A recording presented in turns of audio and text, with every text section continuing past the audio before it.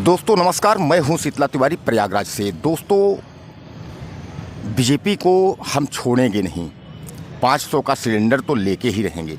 जी हां, ये मैं नहीं कह रहा हूं, ये छत्तीसगढ़ और राजस्थान और मध्य प्रदेश की जनता बोल रही है कि हमें अब 500 का सिलेंडर चाहिए।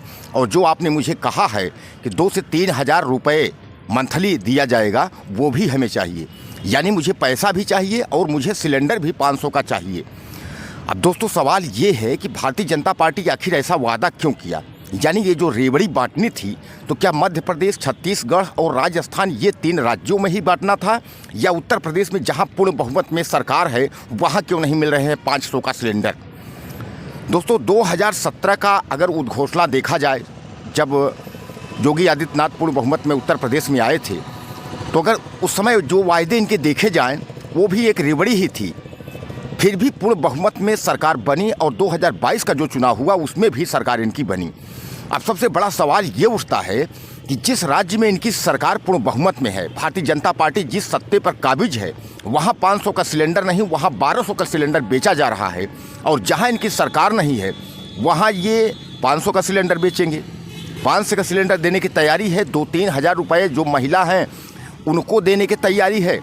और उसके बाद तमाम जो है, जो बिजली बिल है, बिजली बिल भी आप बोलते हैं हम 200 यूनिट फ्री कर देंगे। और मैं बता दूं आपको कि उत्तर प्रदेश में जहां पूर्ण बहुमत में सरकार है वहां बिजली बिल सबसे ज़्यादा आ रहा है। यानी अन्य राज्यों की अपेक्षा अगर उत्तर प्रदेश की बात करें तो यहाँ बिजली व्यवस्था जो है, जो व्यवस्था 24 घंटे की है वो तो है, लेकिन उसके अलावा जो इनका बिल है वो भी, जिस तरीके बिजली आ रही है उससे चौगुना इनका बिल भी आ रहा है। तो सवाल तो कहीं ना कहीं खड़ा होता है कि आखिर उत्तर प्रदेश में ये सुविधाएं ये क्यों नहीं लागू कर रहे हैं? ऐसा इनको क्या है कि उत्तर प्रदेश में ये सुविधाएं देना ही नहीं चाह रहे हैं? या तो इनको लगता है, जैसा कि योगी आदित्यनाथ ने विधानसभा में साफ तौर पर इन्होंने कह दिया कि देखिए हम 2017 भी जीते, 2022 भी जीते, अब 2024 भी जीतने जा रहे हैं, इसके बाद 2027 भी जीत कर दिखाएंगे। इसका मतलब ये लगता है कि इनको ये लग रहा है कि ये चुनाव हारेंगे ही नहीं, ये चुनाव कभी नहीं हारेंगे, क्योंकि ये जनता का जो है महीनी जो पॉइंट है, इनको पता है कि रेवड़ी बांटने से काम हो जाएगा, झूठ बोलने से काम हो जाएगा। पहली चीज़, 2014 में 15 लाख रुपए आने थे, अच्छे दिन के चक्कर में, 2 करोड़ नौकरी के चक्कर में तमाम लोगों ने जो है इनको वोट दिया। और 2014 के बाद से जो है नरेंद्र मोदी की सरकार केंद्र में है। 2014 के बाद 2019 में भी चुनाव हुआ, उसमें भी पूर्ण बहुमत से नरेंद्र मोदी की सरकार आई। अब 2024 का जो चुनाव है वो अभी 3 राज्यों का, जो मध्य प्रदेश, छत्तीसगढ़ और राजस्थान का चुनाव हुआ है, इसको देखते हुए बीजेपी को यह अहम हो गया है कि हम चुनाव जो है 2024 का जीतेंगे। यानी हम फिर से एक बार जो है तीसरी पंचवर्षीय जो है वो देश में छाए रहेंगे। और यही घमंड भारतीय जनता पार्टी के नेताओं, कार्यकर्ताओं और विधायकों को है, क्योंकि वो काम करना ही नहीं चाहते। उनको पता है कि हम जीतेंगे। अब इनको जीतने का ये आपको पता है कि साजिश क्या है इनकी?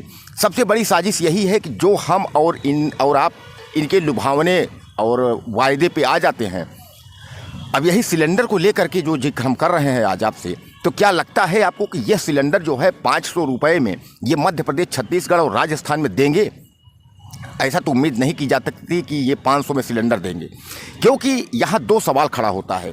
पहली चीज़ कि अगर ये कह रहे हैं कि हम 500 का सिलेंडर देंगे, तो इसका मतलब ये है कि 500 का सिलेंडर जो है वो दिया जा सकता है। और दूसरी सवाल ये खड़ा हो रहा है कि अगर 500 का सिलेंडर नहीं दिया जा रहा है, तो यानी आप जो है चापलूसी, आप जो है चॉकलेट दे रहे हैं, आप झूठ बोल रहे हैं कि हम 500 का सिलेंडर वायदा कर देते हैं, सत्ता में आने के बाद कौन देता है, कौन लेता है, फिर जनता 5 साल तो मेरा ही रहेगा। अब उसके बाद फिर जब फिर चुनाव होगा, उसके बाद आप कह दीजिएगा कि हम अब फ्री में सिलेंडर देंगे। दोस्तों मैं आपको बता दूं कि उत्तर प्रदेश में इन्होंने कहा था होली और दिवाली पे एक सिलेंडर हम फ्री देंगे, लेकिन आप समझ लीजिए कि किसी भी, न होली पर मिला, न किसी भी दिवाली पर। और आज की भी डेट में मैं आपको बता दूं कि उत्तर प्रदेश में 1100-1200 में सिलेंडर जो है वो बेचा जा रहा है, वो ये दे रहे हैं। और जो इनका सालाना जो मुफ्त सिलेंडर 2 वायदा किया गया था कि होली और दिवाली पर देंगे, वो सिलेंडर कहीं दूर दूर तक जो है दिखाई नहीं दे रहा है। तो क्या आपको लगता है कि मध्य प्रदेश और छत्तीसगढ़, राजस्थान में ये 500 का सिलेंडर देंगे? और अगर 500 का सिलेंडर अगर वहाँ देंगे तो सवाल तो खड़ा होगा, उत्तर प्रदेश में सवाल खड़ा होगा कि अगर 500 का सिलेंडर आप वहाँ देंगे तो भैया 500 का सिलेंडर हमको भी चाहिए। क्योंकि जहाँ कांग्रेस की सरकार थी और कांग्रेस को हटाने के लिए अगर आप 500 का सिलेंडर देकर के अगर आप बीजेपी को ला रहे हैं, तो कहने का तात्पर्य साफ साफ साबित होता है कि अगर 500 का सिलेंडर के चक्कर में, तो भैया हम उत्तर प्रदेश में तो 2 बार आपकी सरकार बनाए हैं, और 2 बार बनाए हैं तो हमको भी चाहिए 500 का सिलेंडर। दोस्तों, अब सबसे बड़ा सवाल यही है मध्य प्रदेश और राजस्थान और छत्तीसगढ़ की जनता के लिए कि क्या ये जो मुफ्त रेवड़ी है, जो 3000 2000 महीना और जो सिलेंडर फ्री का है, क्या ये मांग जो जनता की है, जो आपने जनता से कह दिया है, बाकी इनसे कोई आप शिक्षा पे, बेरोजगारी पे, महंगाई पे और बिजली पे आप किसी पे बातें मत करिए। केवल फ्री का राशन, फ्री का रेवड़ी आप लेते जाइए, वोट इनको देते जाइए, और अच्छे दिन जो है वो आएंगे भी। अभी आपने देख लिया है सामने तौर पे सेना को लगाया जा रहा है सेल्फी पॉइंट का प्रचार करने के लिए, यानी भारतीय जनता पार्टी के जो प्रचारनामा है उसमें अब सेना भी काम करेगी। इतना ही नहीं, जो IAS अधिकारी हैं जिनको आप देश के सबसे बड़ी सम्मान आप देते हैं, IAS कलेक्टर जिनको कहा जाता है, वो भी अब भारतीय जनता पार्टी का प्रचार करेंगे, यानी प्रचार तंत्र का ये अंग रहेंगे। ये जो है कार्यक्रम जगह जगह लगा के प्रचार करेंगे कि भारतीय जनता पार्टी जो है ये काम की और इतना ऐसे है, अच्छे दिन इतने तक में जो है आ जाएंगे। यानी अब ये सब विभाग अगर प्रचार, अगर आपकी सेना और आपके IAS रंग के अधिकारी अगर भारतीय जनता पार्टी के प्रचार में आ गए, तो अब आप समझ लीजिए कि आप कहाँ तक जा सकते हैं और क्या क्या आपको मिल सकता है। अच्छे दिन की चाह में, अच्छे दिन 2014 से था, उत्तर प्रदेश में अच्छे दिन 2017 से शुरू हुआ है, और मध्य प्रदेश छत्तीसगढ़ में अच्छे दिन अब शुरू हुआ है 2023 से। तो अच्छे दिन की चाह में आप बैठे रहिए, बहुत जल्द ही अच्छे दिन जो है आपके आने वाले हैं।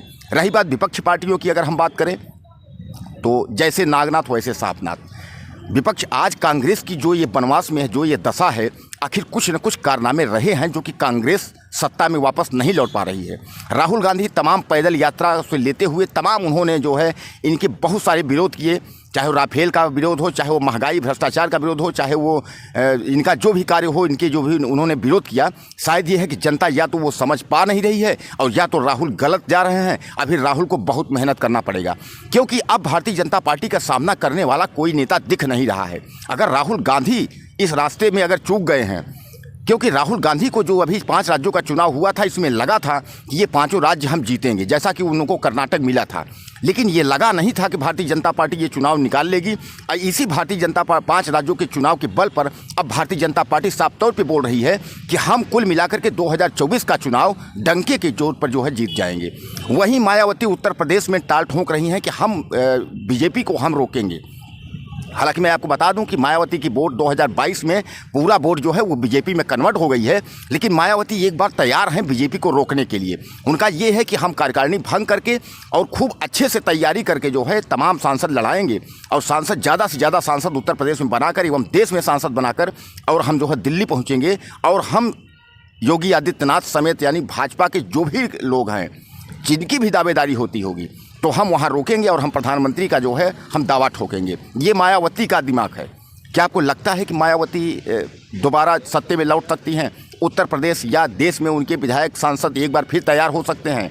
जो पार्टी कुछ नहीं कर पाई, अपनी वोट बैंक जो है वो भारतीय जनता पार्टी में विलय कर दी, वो क्या कर सकती है? लेकिन दोस्तों, मैं बता दूं आपको, 2024 की जो लड़ाई है, अगर उत्तर प्रदेश की बात करेंगे, वो समाजवादी पार्टी राष्ट्रीय अध्यक्ष अखिलेश यादव से है, और अगर देश की अगर हम बात करें तो कांग्रेस लड़ाई में है ज़रूर, लेकिन लगता नहीं है कि 2024 में एक बार कांग्रेस कुछ कर पाएगी। यानी तिबारा तीसरी पंचवर्षीय एक बार फिर BJP की सरकार बन सकती है, क्योंकि जो रेवड़ियां बांटी जा रही हैं, अगर यही रेवड़ी नेशनल स्तर पर बांटी गई है, इसलिए कि 2024 का चुनाव अब ज़्यादा दूर है नहीं, और अगर ये राष्ट्रीय स्तर पर अगर सिलेंडर फ्री, बिजली बिल फ्री, इस फ्री के चक्कर में अगर कहीं वोट मिल गया, तो आप समझ लीजिए कि तीसरी पंचवर्षीय में फिर एक बार मोदी की सरकार होगी।